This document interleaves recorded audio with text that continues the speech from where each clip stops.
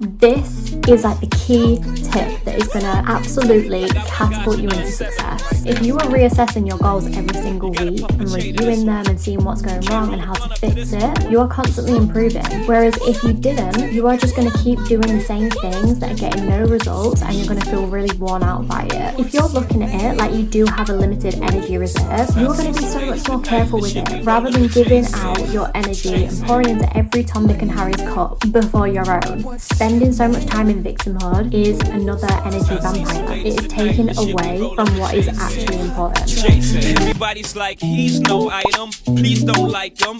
He don't wife him. He one night. Guys, summer is almost upon us. It is creeping up really quickly. And today I want to talk all about doing a life audit. So if you're unfamiliar with this term, I have got it up now.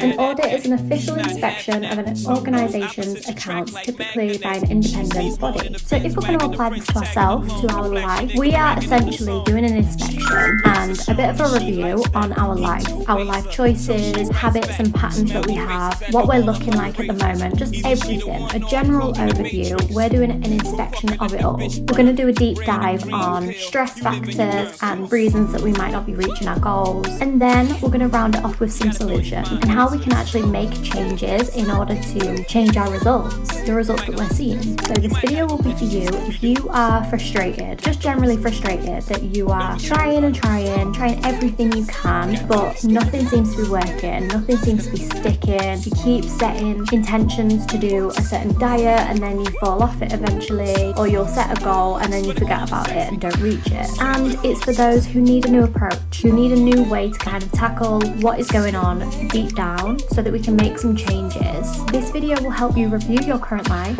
see where you're going wrong, and reassess and redirect. So yeah, if you're someone who wants to implement changes but you're really struggling with procrastination, not seeming to find a crumb of energy from anywhere to do so, then this is the video for you. Now, quick disclaimer, this video is for people who want to make serious change. This isn't something that you should take lightly. This is serious stuff, and if you're not serious about reaching your goals and getting to the place where you want to be, you don't want to be watching this video. I really want to be able to help you, but I can only help you if you help yourself. So just bear that in mind when you're watching this video. You need to not only watch it, but take notes and actually implement changes in your life. So firstly, we need to figure out why we are feeling like we just can't be bothered to do things, or we might be feeling like we're in our lazy girl era and we just don't have the power or the energy to do anything. We might know what to do, but doing it is another story. So I'm going to give you 3 examples of things that might be holding you back from implementing the life of your dreams. And this might be a bit of validation for you as well. Number 1,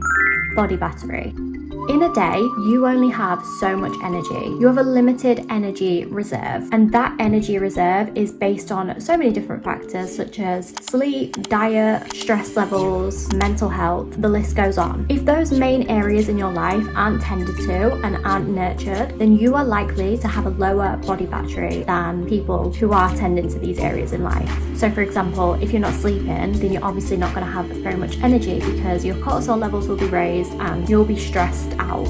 A lot of us are actually in survival mode, and we are exerting a lot of that limited energy reserve that we've got. That energy is being used up by us being in survival mode, just trying to get through the day. It is that much harder for some of us to actually just get through and survive a day than it is for other people. So cut yourself a little bit of slack. If you are in a situation right now where you're not in a good environment, you're not in a good headspace, this is probably affecting your sleep and your diet and everything like that, cut yourself some slack because you've only got a limited energy reserve, and if you're using all that energy on these things trying to stay alive, then you've got no more energy to give to other things. Number 2, the victim mindset. So this can follow on from the previous point, but when we are going through hard times, it is so easy to fall into the victim mindset, to feel sorry for ourselves and to not want to do anything because of that. As much as a lot of us would not like to admit, we can tend to be sat in victim mindset for a bit too long sometimes, and that hinders nobody else but yourself. Let's just think about what victim mindset actually gains for us, because there is always a reason that we do things, even if it's not necessarily beneficial. So let's say, for example, when we are being the victim and when we're in victimhood, we can then seek comfort from other people. They are probably more likely to show us us a little bit more love, a little bit more compassion, and be a bit kinder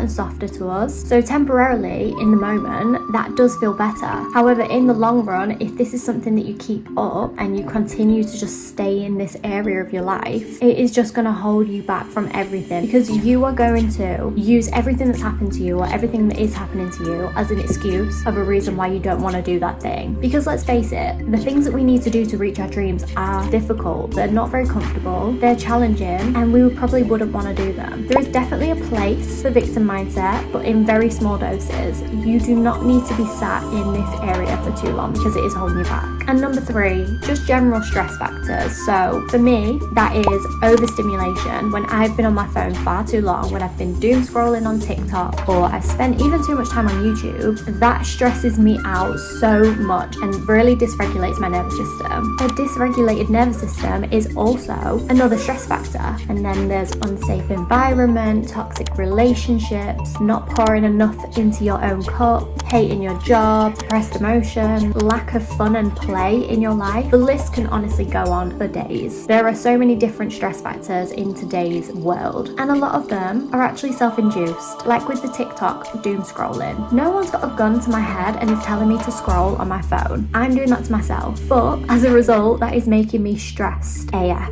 So there's 3 things that could potentially be holding you back from creating the life of your dreams. And now I'm going to go on to solutions and how you can actually make meaningful change in your life. First things first, I want you to track your life for the next 2 weeks. And I mean everything. I want you to make a conscious effort to be really self-aware and realize your habits, your behavior patterns, your sleep schedule. And I'm not talking like on MyFitnessPal when you just don't log the bad days, because trust me, I've been there. I want you to write down everything. I find an amazing app to do this on is the Clue app, and that's a cycle syncing app, but that could be a great starting point, even if you're a guy, to just log your daily symptoms, I guess, like your moods, your movement for the day. There's loads of different things that you can track on Clue, so that could be a really good starting point for you. Once you start to track your life, you are going to be able to identify the bad and unhealthy loops that you're in.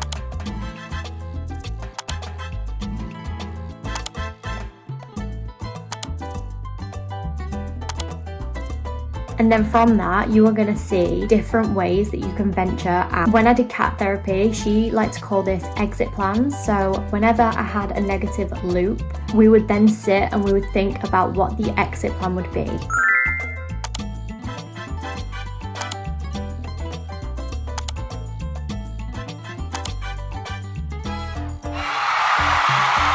How could I approach this situation slightly different so that I could get a slightly different outcome? When you're doing this, I want you to remember that there is no hiding and there is no shame. It is only you who is looking at this. So you can feel free to write every single bad thing down, every single bad mood, every single bad habit, times when you might actually have called yourself out in a situation where you might not necessarily have been in the right. I want you to write it all down because it's only for your eyes and only for your own self-improvement. So don't be scared. This is also going to really help you get to know yourself on a deeper level. If you do this consistently for 2 weeks, you are going to get to know yourself so much. And it's only with self-awareness that you can actually start to make changes in your life. Then from that, I want you to create a strategy. I want you to get crystal clear with your goals and what you actually want in life. Give yourself a morning or an afternoon or an evening or even a full day if you need it, and just sit down with a notebook and pen and get really clear on the things that matter to you in life. So in my journal, there are a few questions at the start of it that I answered at the start of the year that really helps me get crystal clear on what my goals were, because it's only when you are crystal clear with what your goals are that you can then create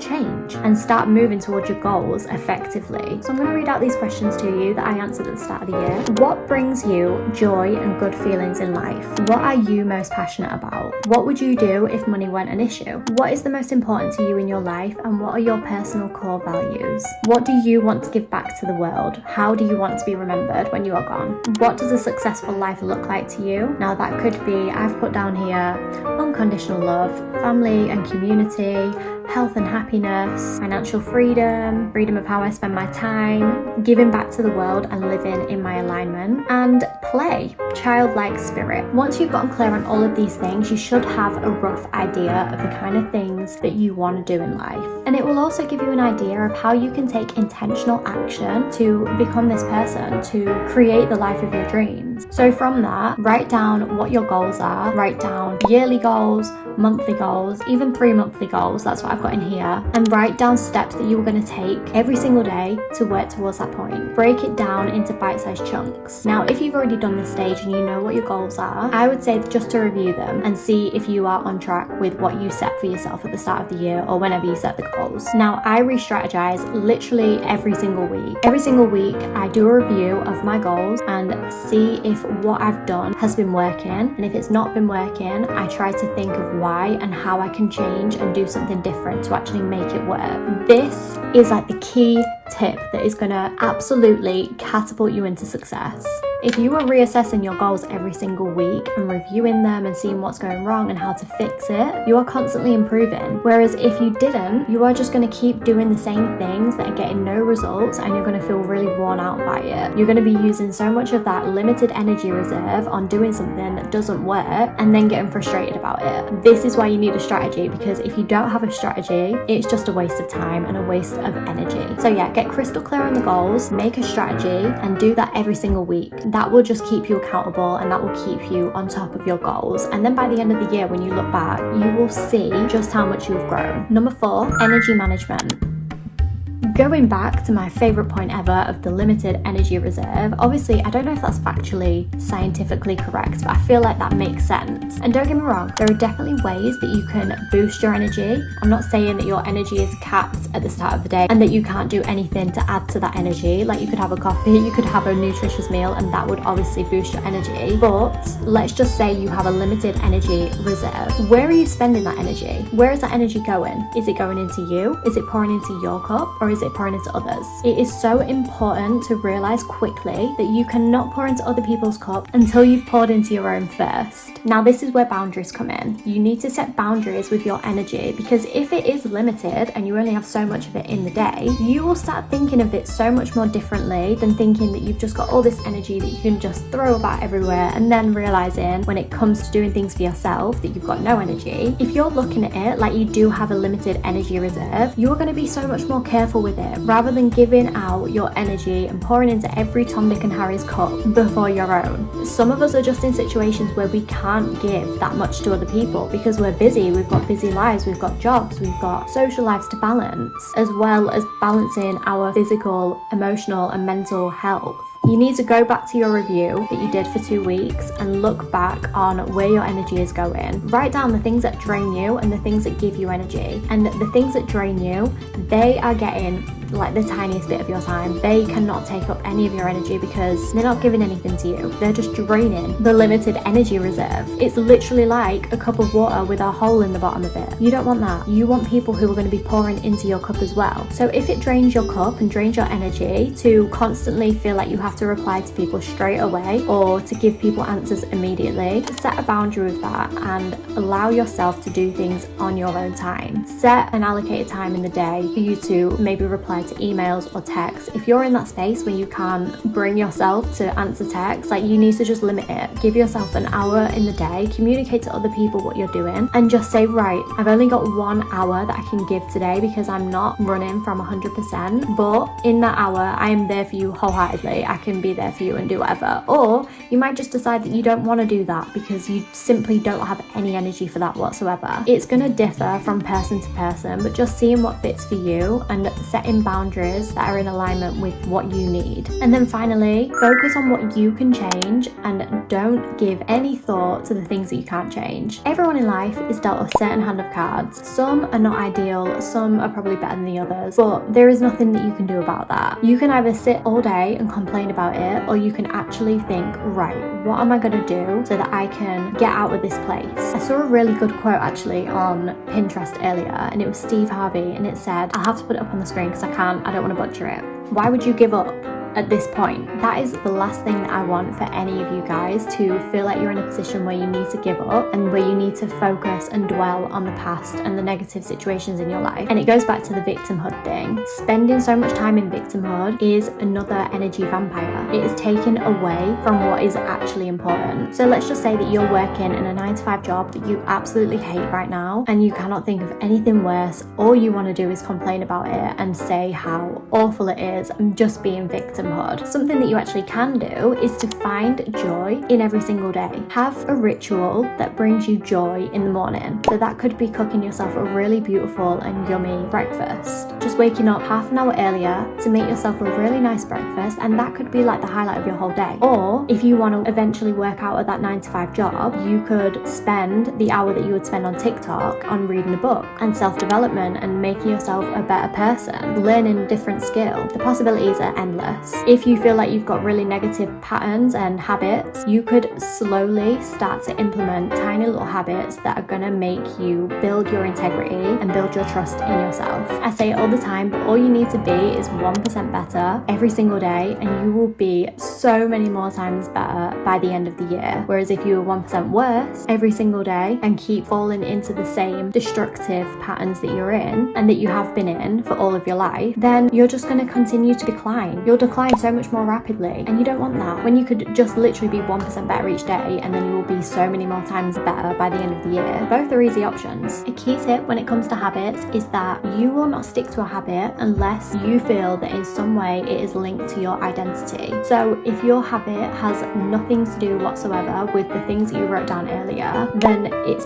probably going to be difficult to stick to. If you can identify the way that the habit that you're setting is in alignment with what you want for your life, and it will help you get to ultimately where you want to be, that will make it so much easier to stick to that habit. It is so easy to watch a video on YouTube or watch a TikTok and see someone telling you about these habits that they do in their morning routine and thinking that, right, I need to do that as well. I need to drink 3 liters of water as well, or I need to ice roll my face every single morning. If those things aren't in alignment fully with your identity or how you want your identity to be, then you're not going to stick to it. So you need to find a way to make your habits linked to your identity. Only then can you remind yourself each time that you think that you want to skip out on this habit that there is actually a greater purpose in doing it. And when there's a greater purpose, it is a lot easier to do it consistently. An amazing book for habits is, of course, Atomic Habits. Everyone talks about it, but for a reason. It is so good. I love that book so much. It has really been life-changing for me in terms of setting habits. So I highly recommend that you read that book if you haven't already. Okay, that's all I have time for today. I hope that this video helped you in some kind of way and inspired you to want to get a hold of your life and make changes. It can be so frustrating when you're working so hard towards your dreams and your goals but not seeing any results, and I feel that so deeply. If you actually have a regular life audit and review your goals every single week, if not that, every single day, I feel like it's important to review it every single day to remind yourself every morning what you are working towards. Otherwise, you might just have a surge of inspiration at the start of the week but then forget towards the end, and then review and repeat the cycle. So personally, I would recommend to review them every single day just to keep you accountable and make sure that you are on track. But doing a life audit every now and then, you can do a big life audit at the end of the month. It is so important, and it will help you keep on track, and it will also help you feel empowered because you can literally see that you are working towards your goals. And even if nothing came out of that, you can see everything that you've done. None of it is in vain. There will be something that you gain from this, something that you benefit from this, if not your dream. However, you will reach your dream, because if you're doing all the things that you need to do and you're strategizing and you're changing how you do things if they're not working, there is no reason that you cannot succeed in what you want to succeed in. Thank you so much for watching. I love you guys so much. Make sure to comment. I love it when you guys comment. It makes me feel so happy. The comments I got on last week's video just lit up my soul, so thank you so much. Also like and make sure to subscribe, and I will speak to you guys soon. You gotta throw in your 5 minutes for this one.